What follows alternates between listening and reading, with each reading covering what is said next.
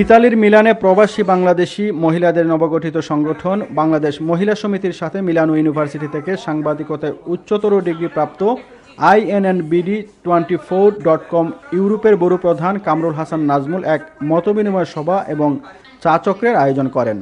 আমাদের মিলান প্রতিনিধি ফেরদৌসী আক্তার পলি জানান, রবিবার মিলানো শহরের স্থানীয় একটি হলে মতবিনিময় সভায় অন্যান্যদের মধ্যে বক্তব্য রাখেন মিলান বাংলাদেশ মহিলা সমিতির সভানেত্রী উম্মে রোমান, সিনিয়র সহসভাপতি মাহবুবা আক্তার বিউটি, সাধারণ সম্পাদিকা পলি আক্তার, নিতু ফারজানা খান কলি, আঞ্জুমানা আরা, মেরি কিবরিয়া, সৈয়দা সেতু, প্রচার ও প্রকাশনা সম্পাদিকা রুমা আক্তার, তালাজ জিয়ান সুলতানা।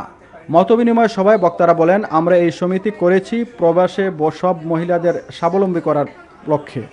ইতিমধ্যে আমরা বেশ কিছু কার্যক্রম হাতে নিয়েছি, তারই মধ্যে সেলাই কাজ, পার্লারের কাজের এই 2টি প্রজেক্ট আগামী মাস থেকেই শুরু হবে।